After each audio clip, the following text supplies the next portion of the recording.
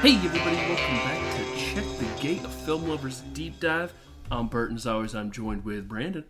Hello. And Michael. Hello. And we are back from our hiatus to talk about our next 6 Bond films. And we're starting with the Sean Connery classic, 1964's Goldfinger, about while investigating a gold magnate's smuggling, James Bond uncovers a plot to contaminate the Fort Knox gold reserve. Classic. Fort Knox. Is I this love that. Is this one that you'd seen, Michael? Yeah, it's been a long time now. Yeah, been a long time. I chose this one mainly because I feel like this is when all the pieces start coming together as far as like the tropes that we're going to see a lot in the next 5 films. Immediately, 15, 20 minutes into this movie, I was like, we done messed up. Really? We done messed up. We should have watched all of them. Well, yeah, okay. I was like, damn, sorry. I was like, we should have started one. at the beginning and done all the Bond films. Like, immediately, I was like, I need to go through all of them again right now. There was a second where as I was watching, and I was like, should I have chosen Dr. No? Should we have started like this whole thing like at the actual beginning? Because now we're just getting introduced to characters that we should already know, but I mean that we do technically know because they're canonized in the Bond universe, but at the same time it's like, you know, we're literally entering into the third film. Are there things that we'd be missing by jumping into this? Is that what you guys No, it's just like you meet Felix Leiter for the first time, who's also played by a different actor, but also, you know, there's M, Moneypenny, like all that stuff. But at the same time, I'm like, this is the first movie that introduces the famous Aston Martin DB5. Yeah, and it's like, it's the third one of Sean Connery, so it's like he's already established the Bond character, but it's kind of a whole new Bond character in this third one. Yeah. It's like... Is this like the first transition with Sean Connery? This is when we start getting like gimmicky henchmen. Which, you know, this one is very apparent. Yes. Well, I feel like this is where directors took more liberties and got more creative. Possibly they had. This is the first Bond film to cross $100 million at the box office. So like it's like the first one came out 2 years ago. Dr. No came out in 1962. From Russia with Love, 63. This is 64. Like, they're pumping them out right now once a year, which is one of the reasons why Sean Connery eventually left, because he always had a complaint about how much he was underpaid. And I think when they finally got him back. In those first couple, the budget was relatively small. First movie was $1 million. $1 million, and then the second one was double that, which was 2, and then the third one was both 3. combined at 3. So it's like there's not. I mean, he wasn't making a lot of money. $1 million back then, though. Yeah. Yeah, I have plenty of because they talk about money a lot in this movie, so I have inflation. But for the most part, $1 equals 10. So times everything you hear by 10. That's pretty much what the. But like even like so, Connery leaves after. You Only Live Twice. They bring in Lazenby to do one movie. Lazenby quits. We'll obviously talk a bit more about that next week when we talk about the Lazenby movie. They say, how do we get Connery back? They pay him $1 million. Like the entire budget of the first movie to come back. And then he, the man who always complained about how underpaid he was, said, I'll come back for $1 million. They begrudgingly give him $1 million. And then he turns around and donates the whole thing to charity. Like as just a fuck you to the Broccoli family. But, you know, we also like going back to what you said, like as far as like establishing, like it truly is just where the tropes get locked in. We have a Bond girl with a redonkulous name. Like I said, gimmicky henchmen. The gadgets are starting to get more spectacular, and in this movie, it's more just the car can do a bunch of stuff, and then they obviously go on from there. The stories get crazier, especially when you start adding in Blofeld and all that stuff. Yeah. But it really and then obviously once we get to the Roger Moore era, it's more slapsticky, comedic, Classic for better, 70s. Yeah, for better or for worse. You know, it's the Roger Moore. When we get there, it's going to be interesting. I know, Brandon, you've seen all the movies, and I don't know how many more movies you've seen, Michael. But it's interesting. You're either going to like it or you're going to hate it. Like, there's really not going to be any in between. You're going to think this is fun or this is just too much. You know, like we'll tell one you, way or the whole other. thing was a mix of emotions because it'd been so long, and just comparing it. But yeah, we'll get into it.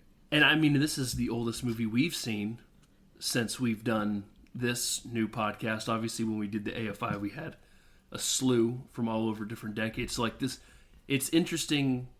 The last 26 movies we've done have all been kind of like 1985 is the oldest movie, you know, with Back to the Future. Yeah. And then now going back another 20 plus years to watch a movie, and it's just like, it is kind of, you can definitely see the seams, you know, like in the beginning when he uses the grappling hook with the gun, and it's clearly just somebody throwing. Yeah. Very much you feel the, and honestly, that's one of the things I love. This is probably my favorite franchise of all time. For sure. It never really seems stale. There are, you know, some glaring issues with these movies, especially in this one, but just seeing how they kind of evolve and grow as the time goes on, to obviously where Daniel Craig is a little bit more grounded, more darker, which is like, obviously, you know, 50 years later, it's interesting to see, you know, if you watch Dr. No and then watch No Time to Die, and then just compare how the franchise has evolved and how, I guess, extremely serious the newer movies are. And it will be interesting to see what Amazon does. I'm not hopeful, but I am interested to see what they do. And if they keep it modern times, or if they do go back to the 60s, the Cold War, which honestly I kind of miss. I don't miss the Cold War, but I miss the movies that, like, there were those, it felt like there was more at stake. You know, there were a lot of Russian villains, like that kind of thing, and just, but now once you get to Pierce Brosnan, you know, the Cold War's done, and they address that in the first film too. Obviously, we're watching that last Pierce Brosnan film with Die Another Day. So it will be interesting to see, since we are jumping around kind of a bit. We're not doing the first for everybody. Well, and at some point, the film franchise turned more personal for James Bond, right?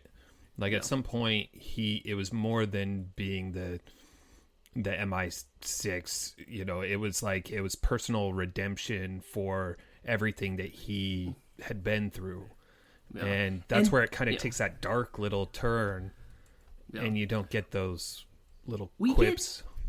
We get a few sprinkled in of, like, revenge stories. Like, Diamonds Are Forever is like a direct sequel to On Her Majesty's Secret Service, which is in turn just one giant revenge movie. Timothy Dalton, who I've said when we chose these movies, is probably my most underrated Bond actor. For sure. He only did 2, and we'll talk about why he only did 2 when we get there. But just like the stark difference between going from campy Roger Moore, especially by A View to a Kill, which a lot of people consider the worst Bond movie in the franchise. Yeah.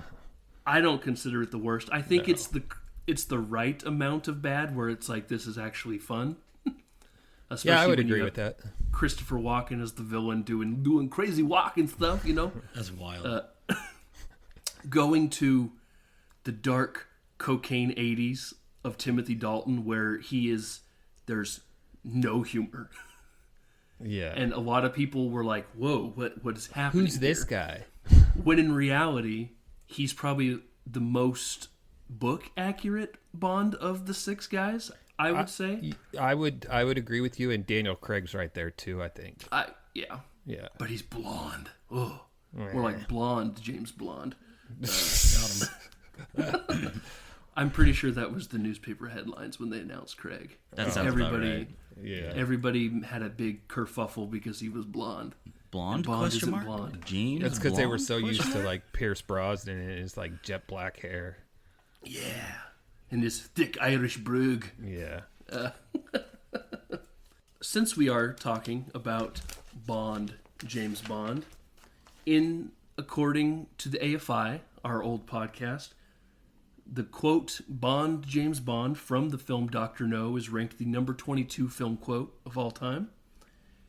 And the character James Bond is considered the number 3 film hero of all time. That checks out.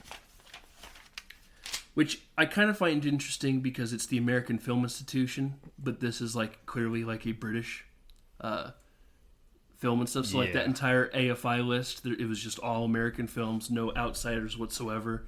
But then just like a few British films made it slipped through the cracks, like Bridge on the River Kwai, Lawrence of Arabia, and then a few James Bond nods in there. But let's jump into 1964, shall we? The top 3 films in 1964. Number 3, Goldfinger. Number 2, My Fair Lady. And number 1, Mary Poppins. Holy crap. No. A ticket cost in 1964, 93 cents, which is equivalent to $9.65 our money.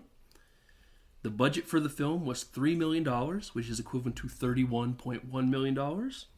And the box office, like I said, the first Bond film to cross $100 million, it grossed $125 million, which is equivalent to, bust the pinky out, Michael, $1.2 billion. Wow. And it's very apt for this film, too. Yeah.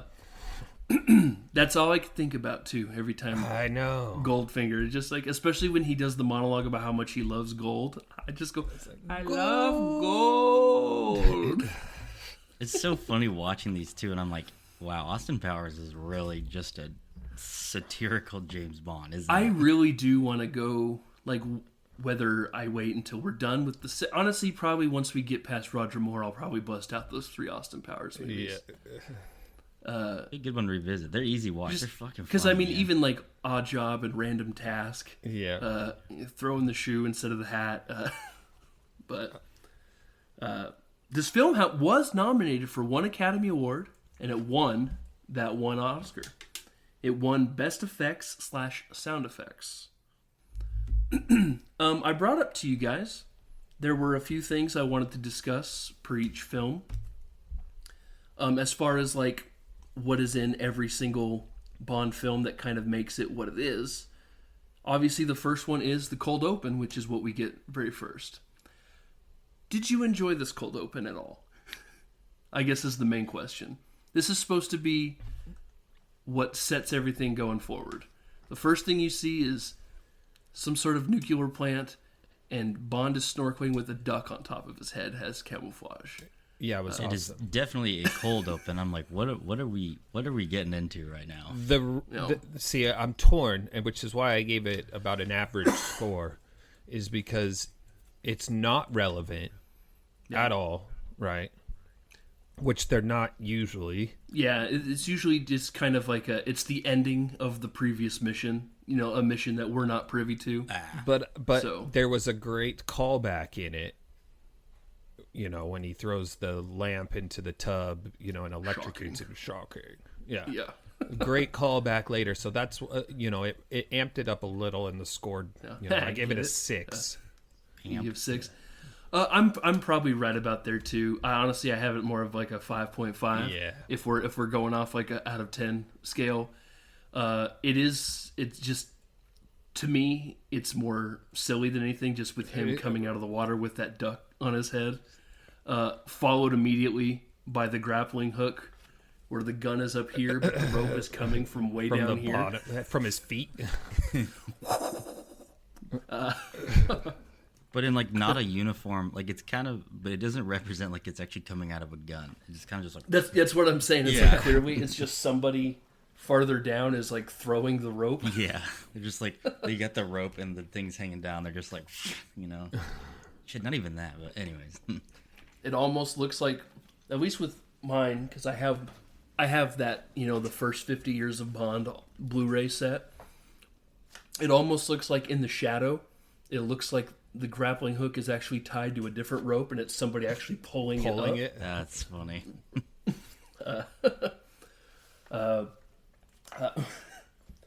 He breaks into the silo, finds those nitromethane barrels, loads it up with C4, puts a timer on it, goes down to, he's like, looks like he's in like some sort of like Havana, Cuba nightclub. Bomb goes off, everybody freaks out. He goes over to another agent who's pretty much just saying, here's how you're going to get out of here. And he goes, first, I have something to take care of first. Cut to a woman in a bathtub. It's James Bond. He can't leave without bedding a woman. She gets out of the tub, embraces him. They kiss. And then we see behind him a man sneak out with like a billy club, getting ready to attack him. Through the reflection of her eye. Yeah. Just like a perfect reflection in the eye. He turns around, uses her as a shield. Love that. He knocks her out. They tussle for a bit, throws him into the tub, and that's when, he throws the lamp into the tub and electrocutes. Shocking. And then looks at the woman who's just like coming to, and he's like, absolutely shocking. But that and is then our he cold just open. bounces. Yeah, deuces. See you later. That's the end of our cold open, which takes us directly into the second thing I want to talk about, the title sequence. I don't know how familiar you are with all the Bond songs, but to me, this is number one with a bullet. Iconic. As far as, yes, iconic, classic, the horns. You got Shirley Bassey, who's doing her first of 3 Bond songs, the only person to do more than one. And Just somewhere in my collection, buried somewhere in this house, is this album on vinyl, the original. Yeah, and it's amazing. So you should put it on the old. I know. I gotta gramophone find it though, man. It's buried Light a somewhere. cigar and just drink some scotch. Yeah. Some Dom Perignon 53.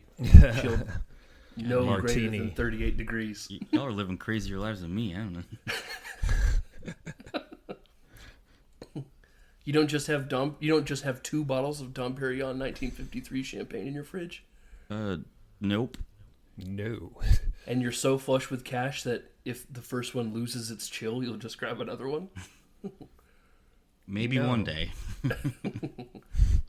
There's one thing you don't do, my dear, and that's drink Dom Perignon 53, no greater than 38 degrees. That's like listening to the Beatles without earmuffs. Mm-hmm. Which I don't know if that's him taking a dig at the Beatles, saying I'd rather have my ears covered than listen to them. That was total dig. James Bond is a Stones fan, is what you're telling me. He's A world divided. in the constant debate of Stones or Beatles, he's a Stones guy. That's interesting. Okay. Brandon, where does that song rank for you? I gave it an 8. 8. Do you have one that you think is better? Yes. Which one? I can't tell you.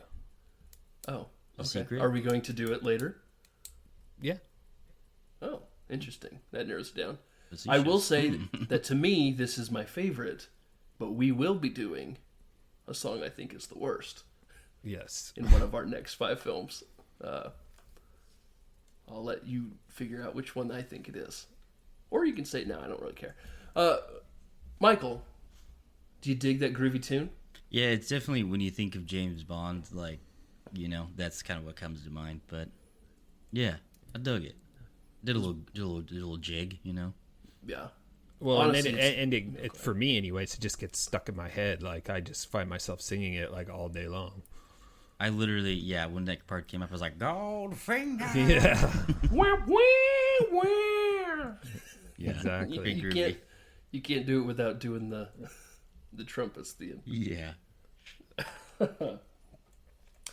I love it. Obviously, kind of sets the tempo. I think this was the first time that they really did, actually, they start exploring what they can do in the title sequence. In Dr. No, it's really just the classic Bond theme with a bunch of strobe effects. Kind of the same thing with From Russia with Love in the next movie. And this one, they start exploring visuals. Obviously, we have, the the film covering of the golden ladies all over the place while they show us a little bit of clips from the movie that we're about to watch, which kind of becomes a thing where in the title sequences they start dropping Easter eggs of things that we're going to see happen. And I really think,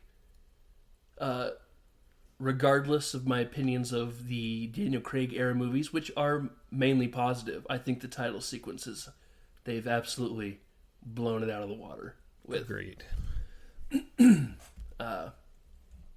Especially when we get to Casino Royale, where it's just all the beautiful poker playing stuff, and they're playing with the different diamonds, hearts, what they do with all that stuff. It's just really great. I'm interested to hear what Brandon's number one song is. I think I know. Is it The Spy Who Loved Me? No. No? Oh. We'll get it. I don't think I could wait. Is it Madonna? We begin the actual story by Will Smith's Welcome to Miami is playing. It's not really, but we see the... What? Fun fact, this entire movie was actually shot in England at Pinewood Studio, so there's really just the shots of Miami. The only person that ever shot in Miami was Felix Leiter. So even when we see scenes of them together, it's actually in Britain, but when it's just Felix Leiter by himself in Miami, that is actually him in Miami. But everybody else is on a set in Pinewood Studios. Felix Leiter happens upon James Bond, who's getting a rub down. He makes the comment, I knew I'd find you in good hands. Tells him, hey, I'm here on kind of official business. I need you to keep an eye on one Ulrich Goldfinger. The CIA doesn't have anything on him, but we believe he is a gold smuggler. And he's been coming here every day playing gin with some poor guy who he's been taking for thousands of dollars playing gin. We see Goldfinger come down the steps in a beautiful leisure suit, always wearing yellow or gold, as is the way, with the huge chunky headphones in his ears, and the portable Walkman, going ahead to of meet its the man time. He has him switch spots because he likes the sun right there. Bond immediately picks up what's happening. The man's back is to the hotel. I will say he's very good at geometry because he can figure he's sitting here. The geometry of where the angle is. He goes into Ulrich Goldfinger's room, and there he sees a bikini-clad lady with a telescope and a walkie-talkie informing Goldfinger of the other man's cards. He kind of sneaks over, turns it off, spooks her a little bit, tells her that her name is Jill Masterson and that she works for Goldfinger. He sees what's going on. He gets on the radio, startles, gives the microphone a flick. It scares him a bit. Also, lets him know that Bond is wearing a towel romper, which is the classiest. A blue terry cloth onesie. Yes. Ooh, onesie.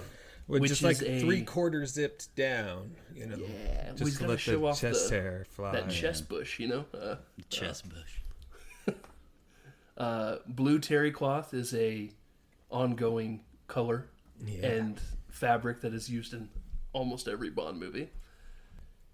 He lets Goldfinger know, I don't think the Miami police would be okay with what you're doing, so why don't you just go ahead and lose, let's be generous, $15,000, which is equivalent to $155,714.29 our money. Yeah, why don't you just go ahead and throw that to the wind for me, would you? Thanks. In gin rummy.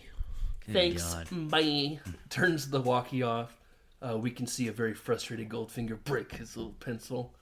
I hadn't seen this movie in a long time, so I watched it a couple weeks ago, and then I watched it actually this morning. But a couple weeks ago, when I watched it for the first time in probably 5 years, I was like, does he just bed that gal in Goldfinger's room? Yeah. That's, fucked up. Savage. He was like, oh, what's the meat for dinner? I know just the place. And then, cut to, room service with, full salmon fillets. and they're rolling around in the hay with the blue terry cloth bed sheets. The radio saying the president of the United States was fully satisfied, and then he turns the radio off. He says, "That makes two of us." Yeah.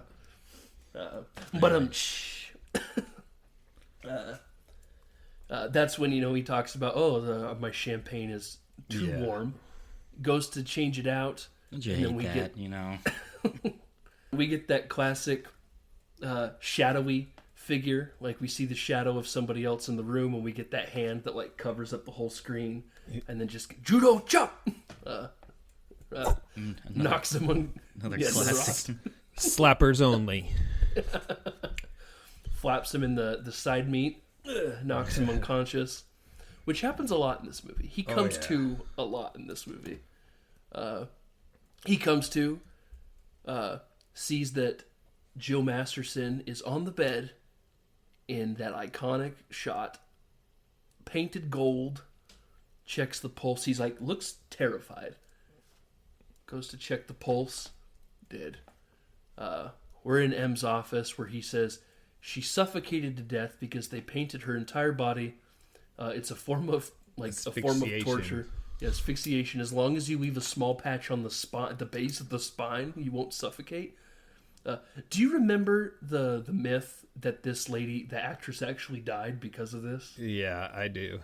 Holy crap.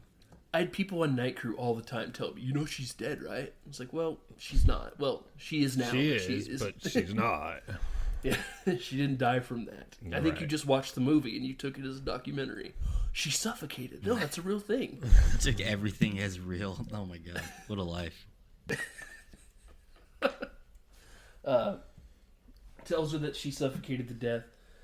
M invites him over for dinner to tell him about this Auric Goldfinger. And it kind of resorts into a little revenge right here. I don't know if you could chalk it up to that, but now James Bond is now, okay, I'm in on the case. Chase is on the case. M tells him that Goldfinger has 20 million pounds in gold bullion in 5 different countries, and pretty much what he does is he smuggles it into other countries where gold is far more valuable, and makes triples his profit. We can't figure out how he's doing it, but we know he is, but we also don't have proof that he is. So before you go on your mission, I need you to stop at Q Branch, where we get Desmond Llewellyn, the great Q, who played Q in almost every single movie up until The World Is Not Enough is his last one. And he tragically died in a car crash before Die Another Day, even though he was already kind of being phased out. They brought John Cleese in as his assistant in The World Is Not Enough, and then John Cleese takes over as Q in Die Another Day. How many ounces of gold was it? Bullion? How many? Is 20 million pounds. Pounds. But I'm assuming that's the British pounds, not like actual. I was like, holy crap. Yeah, not like 20 tons. I think it's like, yeah. In today's money, it would be $67,258,800,000. I was going to but then I had to figure out how much the pound was worth against the dollar in 1964. I just did 20 million ounces of gold. But crazy. Q gives him the classic Aston Martin DB5. Bring it back in one piece, 007. That was good. Shows him all the features. This motherfucker's bulletproof. Here's a little tracker. You got a big tracker that you can follow right here on your dashboard right here, and then there's a small one that can hide in your shoe. Also, this car, you got the switches right here. It's got oil slick. It's got your smoke screen. It's got a bulletproof thick-ass plate on the back. Why not just make the back bulletproof? Yeah, why did you have to weigh the vehicle down by putting this solid steel? You made the windshield bulletproof, Q. Why don't you make the back... Yeah. And then also, my favorite part, the ejector seat. Oh, behave. Doesn't it have front machine guns too? Yeah, left and right machine guns. Awesome. which he uses kind of, and he's like the one thing I wish he used more. Sparingly. Yeah, and it's when he actually gets duped by a mirror. It's in a fun house. You don't deserve to drive the car. Bond takes off and he meets Goldfinger on a golf course that apparently Goldfinger owns, and meets his caddy, Oddjob. He's mute, but I'm training him well, and he gives the little smiles that Oddjob says in this movie is so funny. So great. The silent assassin. And we, as an audience, kind of registered that is the man He's who... like, wasn't he like a silver medalist, like in the USA Olympics, like for the USA? Yeah, and he was a professional Japanese like bodybuilder and wrestler. That sounds right. No. Bond flashes a rare piece of Nazi gold to entice Goldfinger. Just to let him know, he's like, Goldfinger picks up, I know who you are. We've already met once. You're the guy who screwed me out of $15K. Why are you here? What do you want? As he pulls out the Nazi gold, entices him. So he says, hey, we're playing. We only have 2 holes left. What do you say we play for the gold bar? To which Bond says, well, that's worth $5,000. And he goes, oh, well, obviously I'll just pay out in cash to what I owe you, which is $51,000 our money. That gold bar is worth. Jump change. Which also, maybe it's not, because the price of gold also fluctuates based on the dollar. No. It's got to be more than that. Yeah. I'm strictly just going especially off dollar just amounts, the rarity alone. Yeah. Yeah, they give a little history lesson about how it was like the Nazi gold when they were fleeing and they got, lost it in Brazil and all that fun stuff. Yeah. Fun stuff.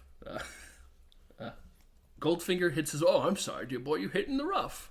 To celebrate Happy Gilmore 2, they play a round of golf. And now, it's almost like Bond was hustling him a little bit. We don't really ever see them golf outside of these last 2 holes. But it seems like now that there's a big wager on, all of a sudden Bond can hit the ball further, straighter. You kind of get that look on Goldfinger like, huh, where was this guy the last, 16 Yeah, he holes? straight hustled him. Yeah. To which gets in Goldfinger's head a little bit. Maybe I'm reading too much into that, but then he shanks it into the rough.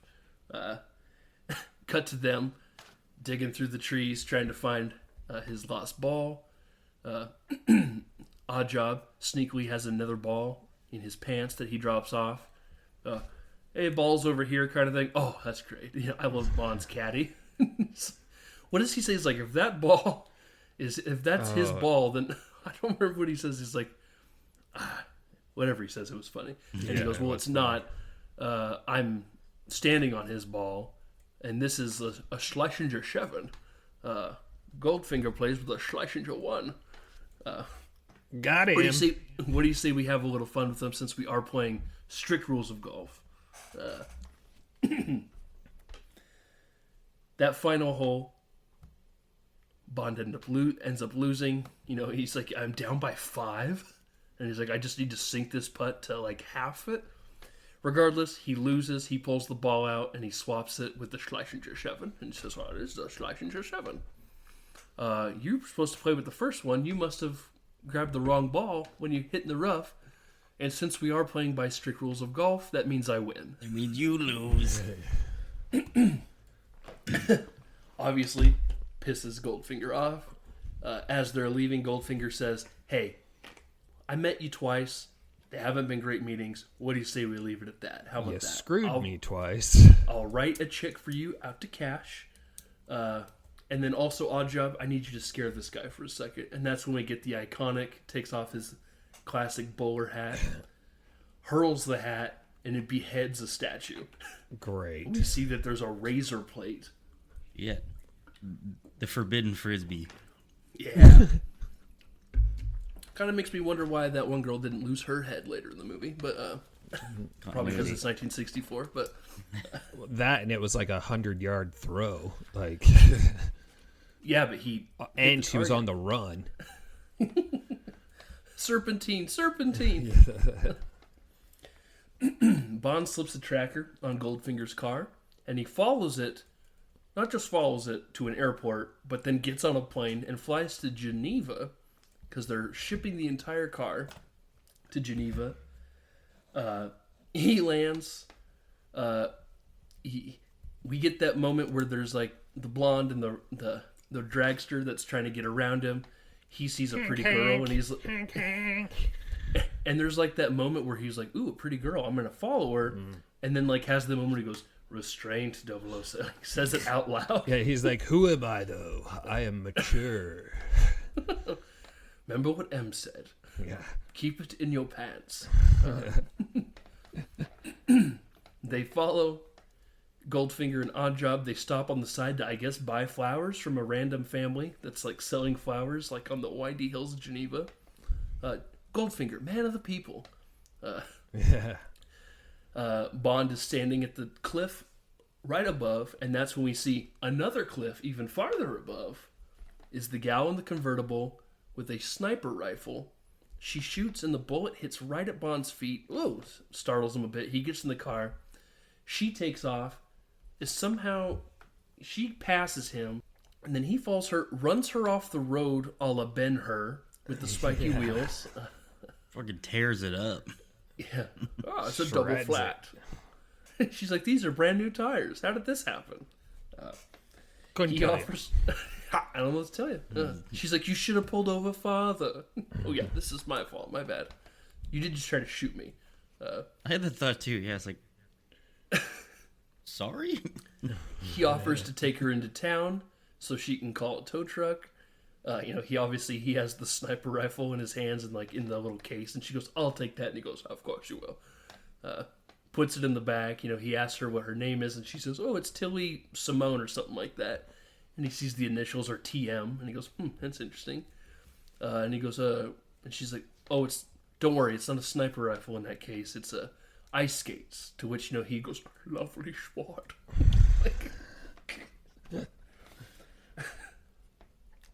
He drops her off, immediately follows back to go to Goldfinger, where he ends up at his little ranch, to where he sees them taking apart Goldfinger's car that has gold lying throughout it, and they smelt it down. Luckily, there was no tragic smelting. I love that they just like take off the headlight like it's like a chocolate Easter bunny, and just throw it in, just smelted. Yeah. The camera really leers on the hood ornament too, like the solid gold hood ornament. As what's his name? Commander Ling, I guess is his name. Like the nuclear physicist is the one telling him, you need to stop doing this because there's another plan that needs your full attention. You can't keep bouncing back and forth, smuggling gold across the border. Bond is overhearing this, and he hears Goldfinger say, I promise Operation Grand Slam will have my full attention. So he makes a mental note. While he's sneaking and hiding in the woods, he sees the gal from before sneak past him, go to set up a sniper rifle again, triggering an alarm. He stops her. Dumbass. She says, I'm trying to kill him because he killed my sister. And he goes, oh, Tilly Masterson, I know your sister. In the biblical sense. To which she says, if you're trying to kill him, then why did you try to kill me? And she says, I wasn't. I was aiming at him. And he goes, oh, you're a terrible shot. Yeah. You shot at my feet. They flee as soldiers start chasing them. They get in the Aston Martin, and we get a great little chase where we're testing out all the different features. We do the oil slick that makes the car slide right off a cliff and burst into flames immediately. Good deal. I love how it just like falls, slides, and runs right into the wall, and you can clearly see the dummy still holding onto the wheel with the head back a little bit. There's another part where the dummy is the dummy is quite noticeable. They think they're home safe, but that's when we see more headlights behind them, followed by machine gun fire, to which he raises the giant iron plate. Instead of continuing to drive, says, when I say run, you run. So he stops the car. He starts doing some responding fire, tells her to run. She takes off running. Oddjob just gets out of his car. Discus throws his hat, conks her in the face, kills her. Done. Whoops. Bond On has call. been captured. He's like, you didn't have to kill her. They take Bond. They decide to have, okay, here's what we're going to do. We're going to have you drive your car. We're going to have a guard in the passenger seat with a gun at you, and you're just going to drive back to the compound. Sound good? Bond's like, sounds good. You got it. Hits the gas, ejects the dude out of the seat. Cue the dummy. Yep, yeah. I love that because the body's just like flailing, like gravity has no effect on this body. Like cracks me up every time. He speeds off, and then we get like a really cool, like it is. You could tell it's like speed ramped, where like they filmed it probably going a reasonable speed, and then just made the projector go faster, so it like looks, it's like weird to your eyes when you see it because it's clearly like someone hit fast forward. While he's driving around this facility, and that's when he sees an oncoming car come at him. So he opens up his machine guns, starts blasting away, but to no avail. Cue him crash into a brick wall. Oddjob gets out, gives another smile to the camera because we see Bond is knocked out, and he looks up to a mirror. He was looking at a mirror. He's in a fun house. Dumbass. Bond, doing what he does best, comes to. And he is strapped to a giant plate of gold. Great scene too. This is the iconic scene from this movie. I would argue that this is the last real scene of the movie Goldfinger, because then after this scene we get like a totally separate movie. Yeah, we got a heist. It's now a heist film. Long drawn out heist. Goldfinger comes over to him, which, by the way, I should mention, Goldfinger played by Gert Frobe. He's also plays the king in Chitty Chitty Bang Bang, another childhood favorite of ours. Yeah. Wow, real polarizing character. Yes. He is completely dubbed because he speaks next to no English. So that is not his voice talking. Guy Hamilton, the director, upon realizing that his main villain can't speak English, told him, just speak your lines in German very fast. That way we can dub easier. So everything he's saying is not him saying it. He has him on that slab, and he's like, I want to show you a really cool thing I have. It's a frickin' laser. And it shoots frickin' laser beams. Laser. He has it pointed at Bond, to which he takes it down to the end of the table, turns the laser beam on, and he goes, I use it, for smelting purposes. It can cut, he says it can cut through gold like blowtorch through through butter. To which he sets it on, kill him in like 3 minutes. We'll put that timer on, and he walks away. Bond does the iconic line, you expect me to talk? To which Goldfinger responds, no, Mr. Bond, I expect you to die. Great line. As the laser's slowly creeping his way up, Bond, using a Hail Mary pass, is just like, if I don't check in, they're just going to send 008 after me. And he goes, I'm sure he'll do better than you did. And he goes, yeah, but we know about everything. And he goes, no, I'm sure you do, buddy. Yeah, and he's like, no, seriously, we all know about Operation Grand Slam. And he goes, that could just be 2 random words you heard. And he goes, you really think that? You wanna test that out? And he goes, all right, you're right. Turn the frickin' laser beam off. They turn the frickin' laser beam off. To which a guy comes up and shoots him with a trank gun, knocking him unconscious for the 3rd time in this movie. Bond wakes up on a plane, and he meets our Bond girl. We finally have met our Bond girl 1 hour into this film. Goes by the name of A Lot of Vagina. No, sorry, Pussy Lord. Now, what does he say after he introduces himself? He's like, he says, I must be dreaming. I must the original line, he was supposed to say, I know you are, but what's your name? But that was too forward. In 1964, they were like, yeah, I don't know. Let's just say Pussy Galore a lot. Yeah, because that's instead. any better. Yeah. Yeah. That's more realistic. I like that Bond asks for a martini, shaken, not stirred. Obviously, your classic martini. And then the stewardess brings him that in a champagne flute. I'm like, what the? Wrong glass. We have first-time bartending. These are the only glasses we have. Sorry. He tries to lay the charm on Miss Galore, to which she says, I'm immune to your charms.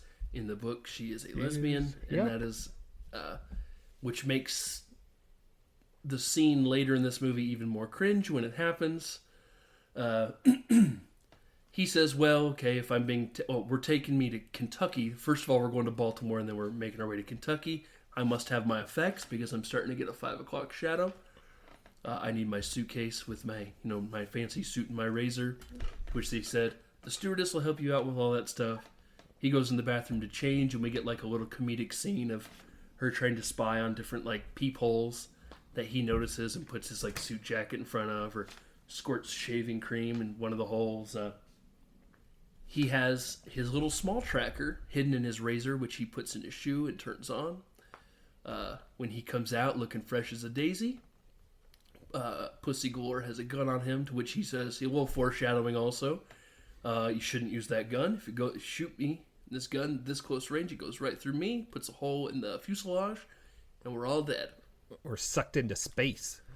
He legit says they're going to get sucked into space. Yeah, into space. That's how gravity works. When it's that high, Brandon, you pretty much just go up. He's like, I don't know how high pressure. We're just in space. Yeah. Sky, space.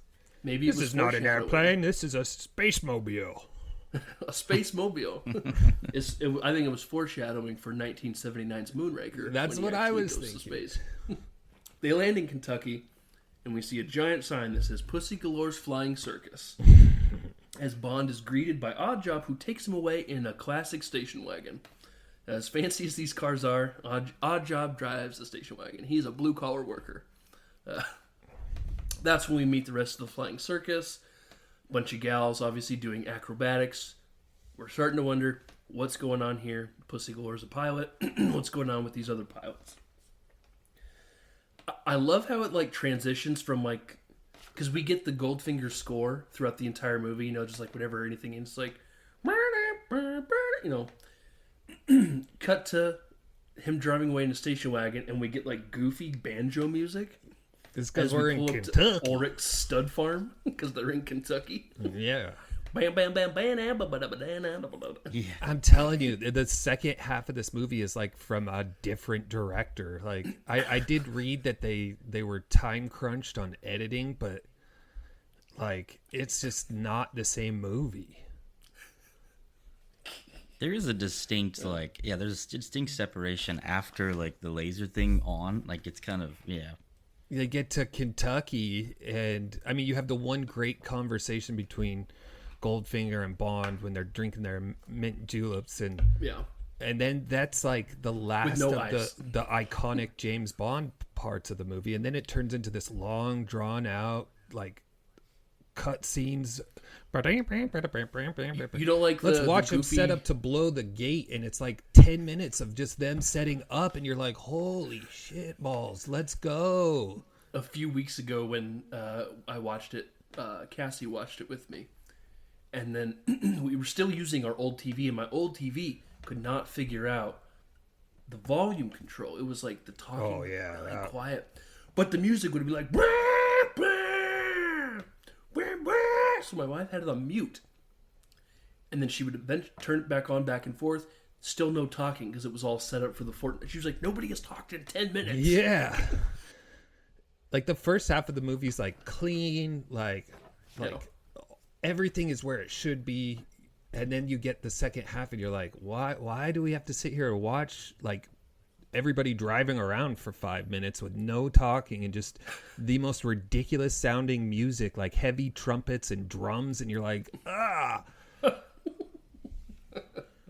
It's my one criticism from this movie. The only one? The only one. Other than that, okay. I love this movie. First half of the movie, great. Bond gets put away in a prison cell, but that's when we meet some stereotypical goofy ass Jersey mobsters. Hey boss is they're discussing Operation Grand Slam.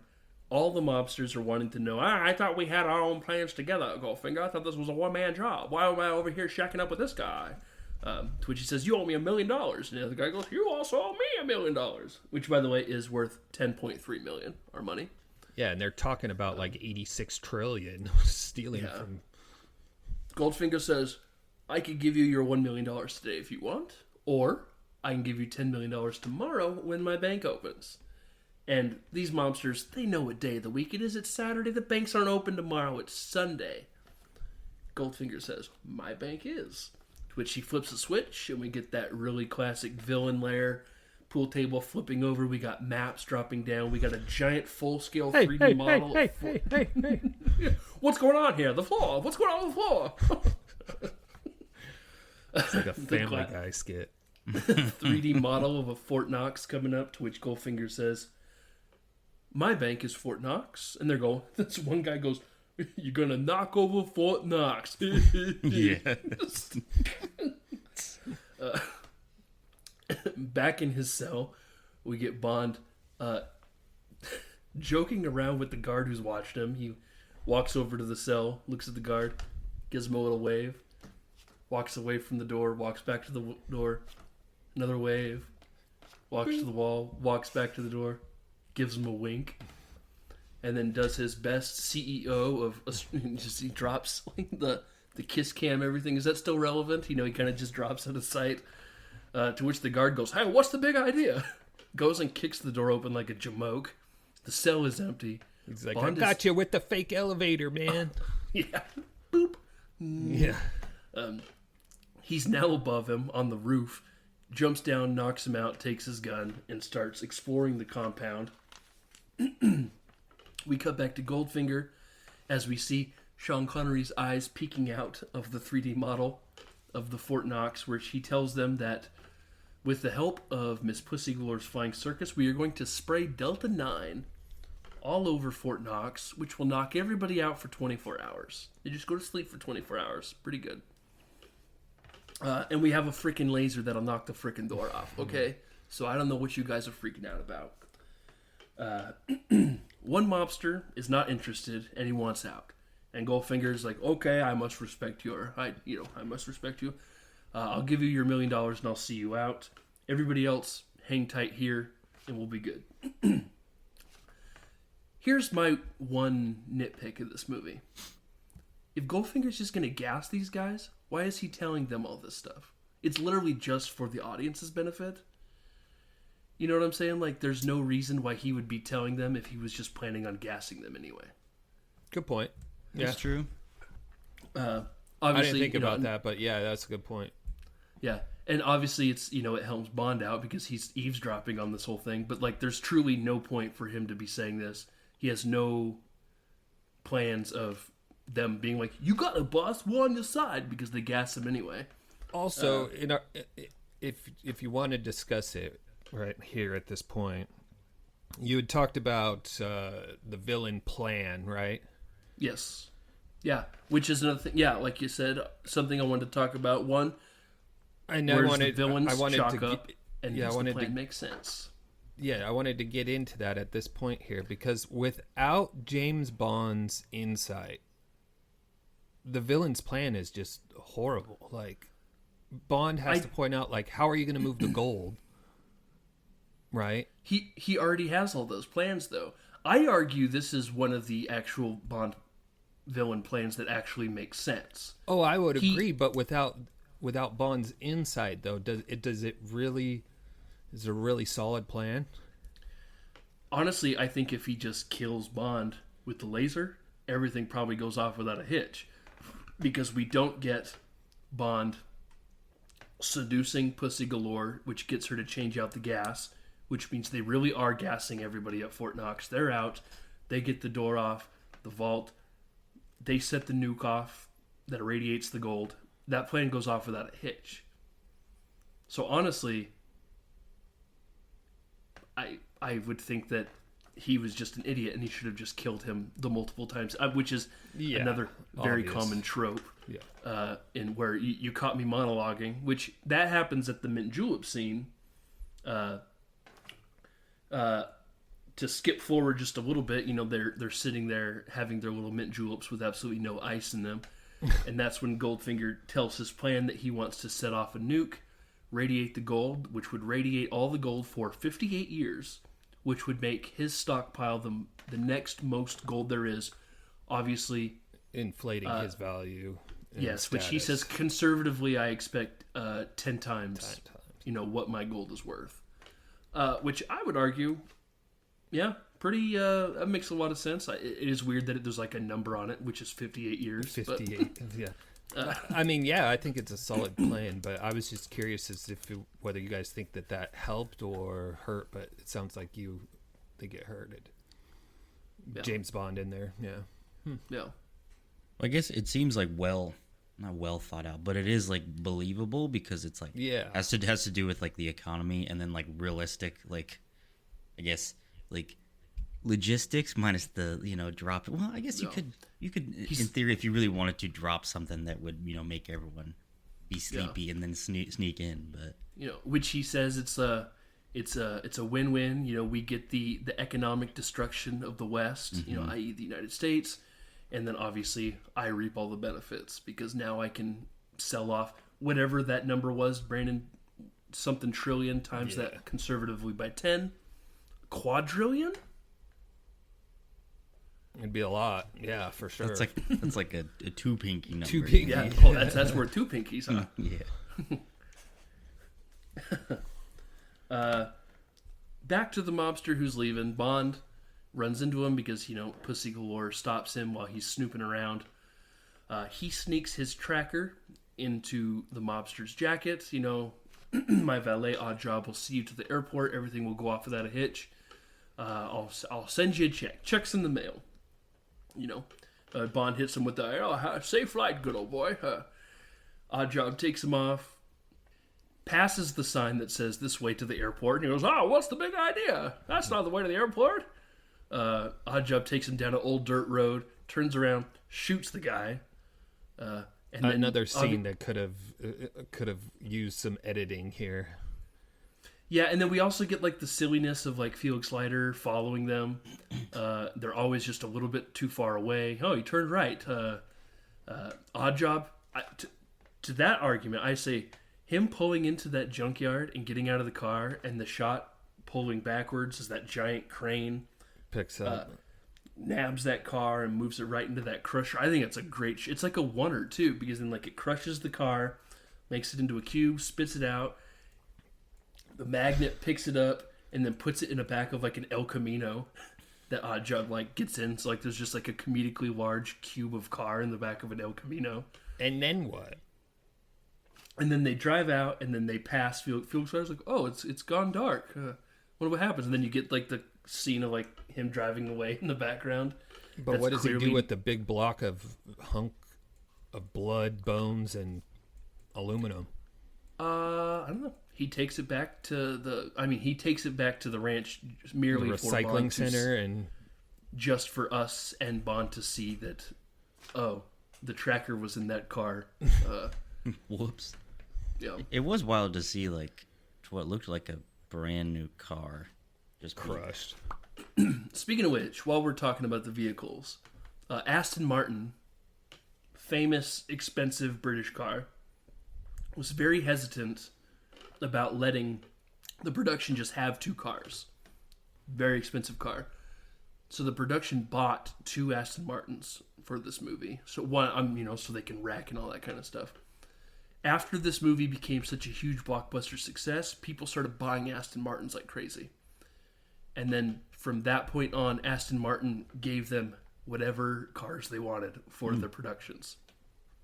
That's the quintessential Bond car. Obviously, in other movies, he's not using, an Aston Martin. It does come back in the Daniel Craig era once we get to Skyfall, a movie that we will not discuss. But throughout the films, an Aston Martin is like especially with the Sean Connery era, and then one of the most iconic Bond cars of all time. They try to do newer, different cars in like the Roger Moore era, and they just never really kind of hit. It just has that classic slick feel. I think that really, especially with we're in the 60s right now, it all just it's so pretty. Yeah. And I remember in the theater in 2012 in Skyfall when they go to that garage and they open and they turn the lights on, and you get that classic dun, when you see it's that Aston Martin, and everyone in the theater, it was like Avengers Endgame. Everyone was going nuts. Yeah. clapping. What other did they try to use any other like models of cars? Like didn't they do some Jags or something like that? Yeah, Jaguar, I think Pierce Brosnan drives BMW. a Jaguar. I think the famous invisible car is a Jaguar, isn't it? In is it Die Another Pierce Day? Brosnan. Yeah, I think it's Die Another Day. I thought they used BMW car in Pierce Brosnan movie too. Which, well, it's either that or Mercedes, right? Because it has like the razor blade in the front, and maybe I just think it's Mercedes because of the logo that looks like a buzzsaw, when they try to do that. But on one of them, they used a Toyota 2000 GT. Yeah. After Goldfinger explains his entire plan to Bond, he has Miss Galore see to Bond's needs, just make sure he's comfortable. Obviously, we have Felix Leiter here with his goofy binoculars that we all see you. I just wanted him to say, "We can see you." To which they see Bond and Miss Galore walk away. So they go, "I think James Bond has this quite in hand. Let's get back to the hotel. I'm bushed." They go for a little walk around the stables, and that's where we get like probably the worst moment, in my opinion, in Bond history, where he like legitimately forces himself on a woman. Like, she's like literally like pushing fighting him away. him. Yeah. And then it's one of those, we talked about it in our old podcast with Blade Runner, also with Streetcar Named Desire, one of those movies where the woman is relenting. No, I don't want it. No. But then once he kisses, they go, "Oh, you're such a man." And then they, melt to his every whim. And that's when we cut. We straight up go from a questionable rape scene to Operation Grand Slam is now beginning. I think that's when my wife walked out of the room, actually. She was like, "I don't like this." And I was just like, "I don't either." Yeah. I understand. You can't talk about Bond without talking about its problems, and this is definitely the biggest glaring issue, in my opinion. As somebody who is a fan of this franchise, it's just something that I'm glad, especially like when we get to the Roger Moore era, where Roger Moore's an older gentleman. He's definitely the oldest Bond. And by the end of his run, he looks like a leather catcher's mitt. Yeah. I think he slaps a woman in one of his first movies and like turned to the producers and said, "I'm never doing that again. Nope. That ain't it." And then so I think from that moment on, everything's a little bit nicer. It's good. But Operation Grand Slam is a go. The flying circus is loading up their gas tanks. They're flying off. What does it say? Rockabye Baby is a go. They start spraying gas all over Fort Knox. We get the comedic everybody falling right where they stand. It's if you have 5 minutes, go back and watch background extras. It's a great scene. Everybody just on cue, just falling down like they're fainting or passing out. The people who clearly know they're on camera are like falling fast. Yeah. But the people in the back who maybe don't know if they're on camera or not, they're like throwing their arms out. Well, and like the timing of it too, like some people in the background fall before the people in the forefront. Yeah. And so it's like, well, which way is the plane flying over them? And it's pretty fun. Sometimes it's a bit more obvious, okay, they're coming this way, but sometimes it is just like they'll fall and then there'll be like one guy go, "Oh yeah, that's right." All right, on 3, everybody. 1. My favorite is when they go over like the soldiers working out, like going through the trenches, and there's like guys on monkey bars, and the guys on monkey bars are going, and then they just let go and they fall. They fall. There's guys doing jumping jacks that just like do a jumping jack and then fall on their back midair. Because that's how it works. If you get knocked out, you immediately fall on your back. You splay out and then we see all the lifeless corpses, which, by the way, I should mention, Bond mentions to Goldfinger, Delta 9 doesn't just put people to sleep, right? It, like, actually poisons and kills people. And Goldfinger goes, "What are you going to do?" Which again, why did he tell the mobsters it just puts them to sleep for 24 hours? Why not just be honest and say, "We are going to kill 60,000 soldiers"? Again, Because that first time you watch it, the gas goes off. You go, oh, why is he knocking these guys out? And then in the next scene, when Bond says, it's actually like lethal, you go, oh, okay, they're actually dead. So it is kind of weird that he does say, oh no, it's a sleepy time gas. It's not.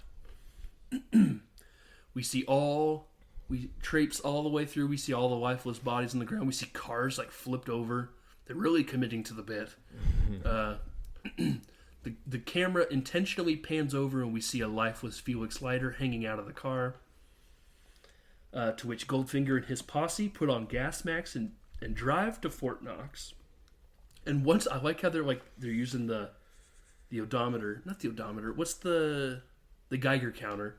And it's called like Auric Geiger counter, so like it's his own branded Geiger counter to make sure the gas is cleared. Sounds good. And then to Brandon, your point, we got 5 minutes of busting out the C4 charges. We're going to blow the gate. The gate blows up. We're on like minute 6 of no talking and just really loud, like military drums and trumpets playing. Yeah. We get in there. They bust out the frickin' laser and they shoot frickin' laser beams at the door. Yank the door clean off. They unload the nuke and they handcuff Bond to it and they wheel it downstairs. I like the little slow elevator going down. They go in there, they turn the timer on, and that timer is going crazy fast. They set it for 360 seconds, which is 6 minutes. Felix Leiter comes to and says, okay, they got the bomb here, so we know, okay. Pussy Galore and her flying circus swapped out the gas. Whether they even had gas on or not remains to be seen. So we know that they're all faking. The troops all wake up and they attack. Goldfinger changes it, does a quick change into military gear. That way he can be... Gotta set the mood, Yeah, he's got to blend right in. General Ling is like, hey, what's going on? Goldfinger shoots him. He's like, oh, yeah, I got one. The rest are over there. And then Goldfinger escapes. Takes off. He's gone. He won. He escaped. I like how the vault door closes and Bond, Oddjob, and then that other big heavy. I don't think they ever say his name, but he's clearly the number 3 in charge. It's we're trapped in a vault with a nuke. I'm gonna go turn that nuke off.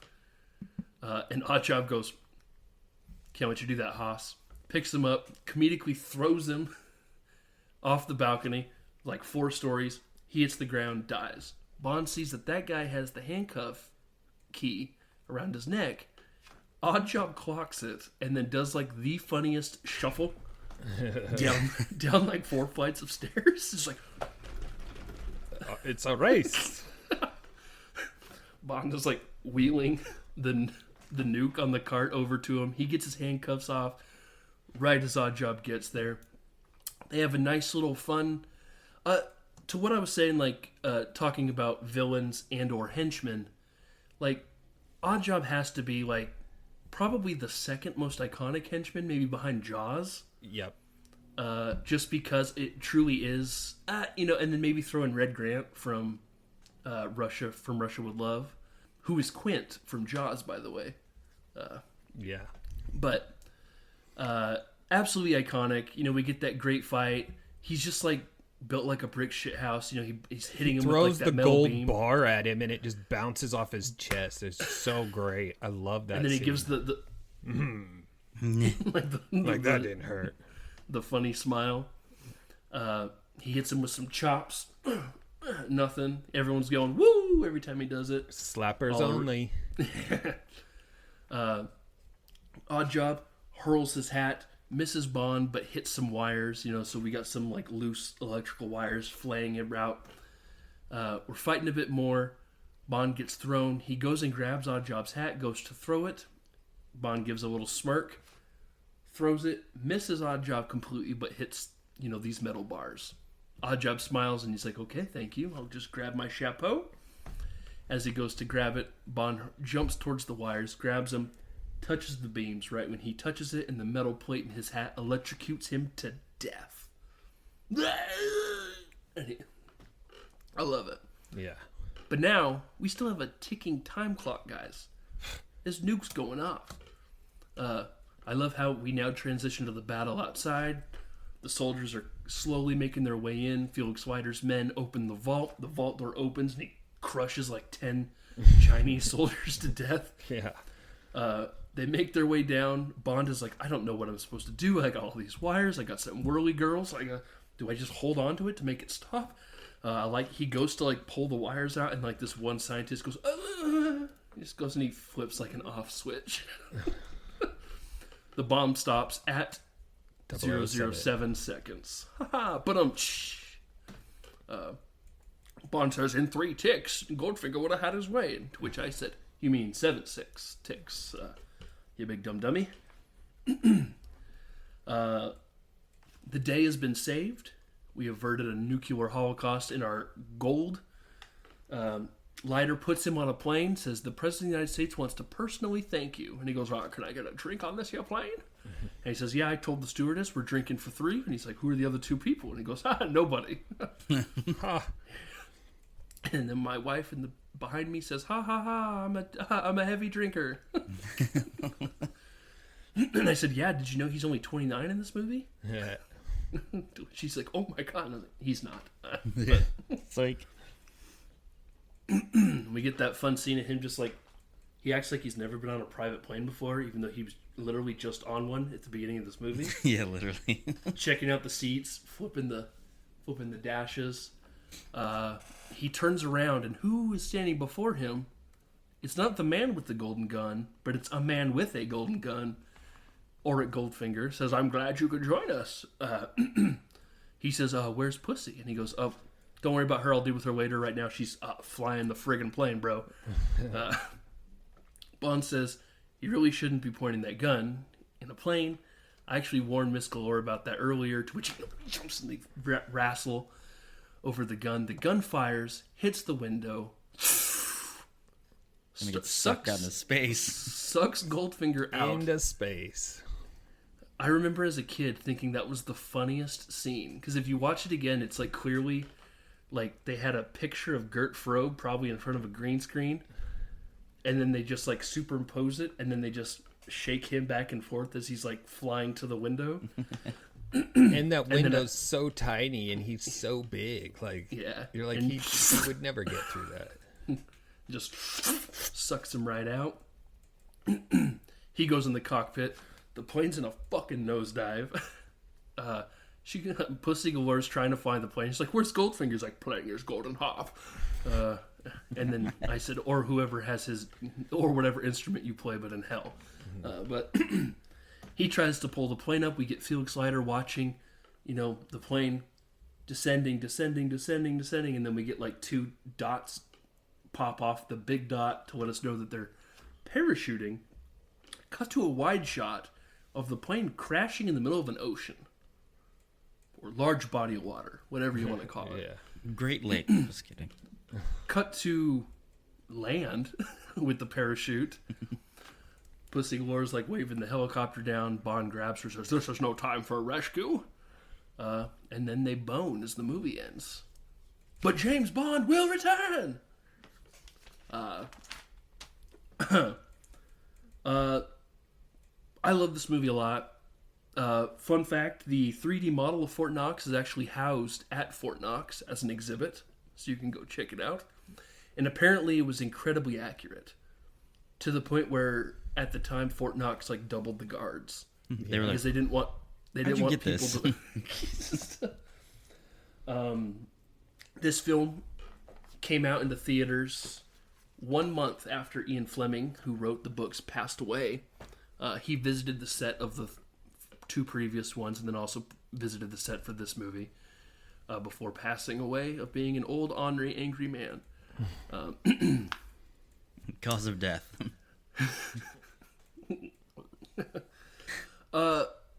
Like I said, man, this is one of my favorite franchises of all time. I still think this is probably my second favorite Sean Connery, but it's definitely a top 10er for me. With this being the only Connery movie we will watch in this series, how did you feel about Connery in this movie? Do you think that acting-wise, do you think he was great at the role, whatever? Obviously, he's the iconic first actor to play him. But where does he rank for you in your Bond rankings, if you have one? Number 1. He's number 1 for you. Okay. Yes.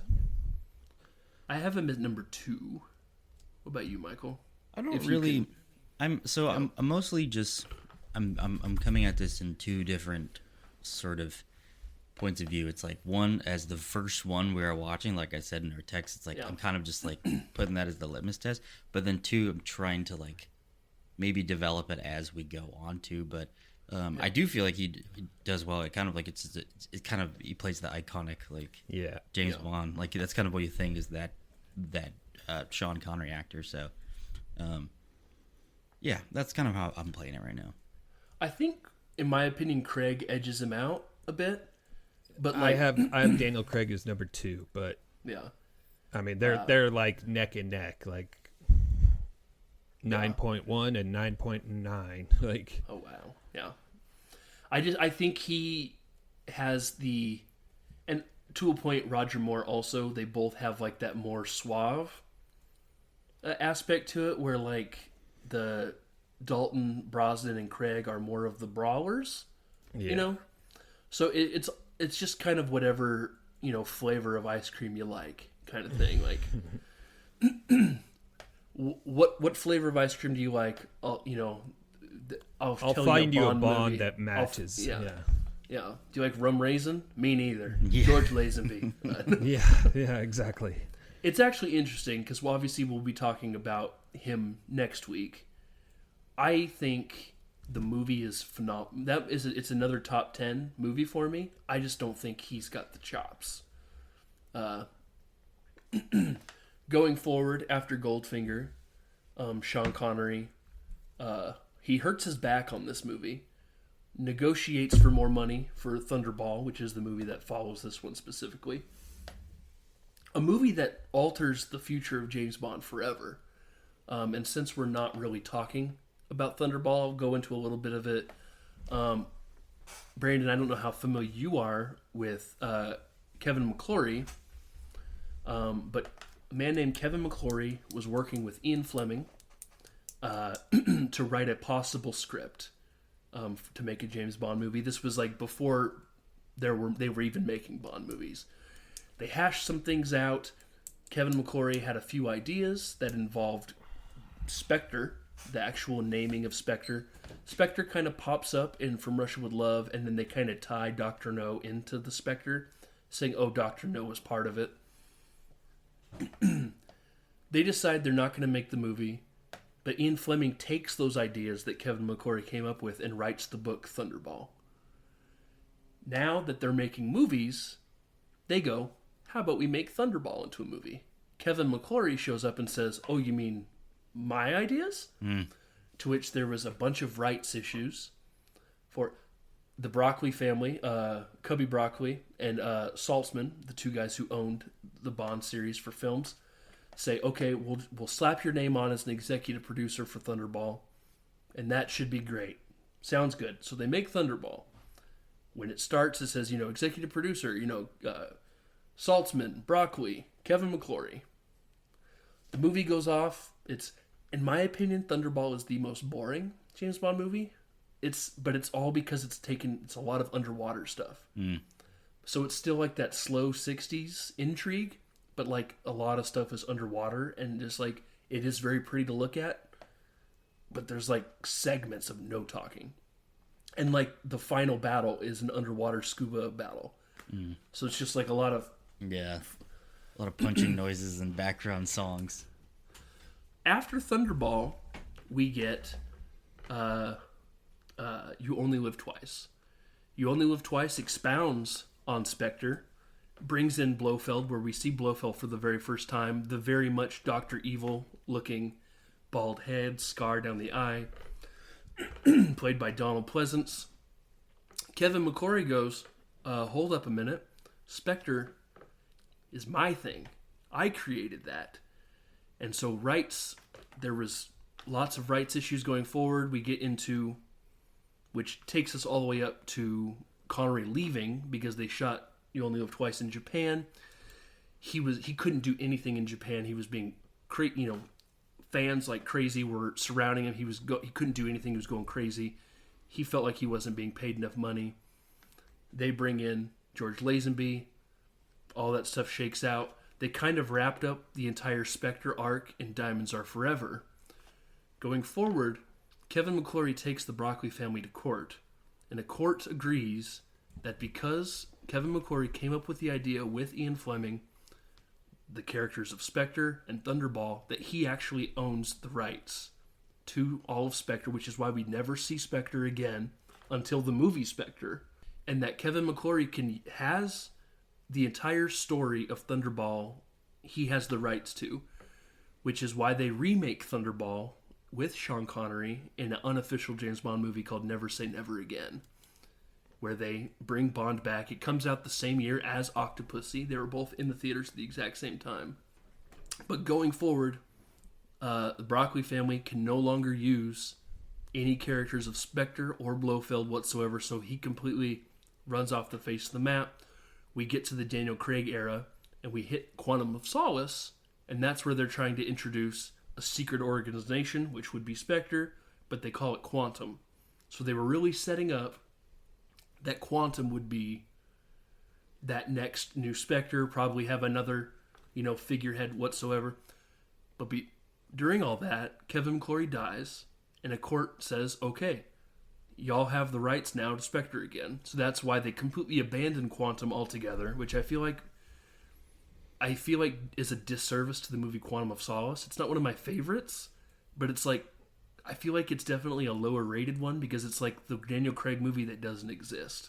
Yeah. They just completely abandon all ideas that were put forth and then just fully go into Spectre. And I don't think it works with Daniel Craig, who's trying to be a serious Bond. And then they try to bring back the slapsticky. Spectre is where it really is. There's a lot more slapstick in it. It is kind of a serious movie, but it does have, they want it both ways. In my opinion, you can't really have it both ways.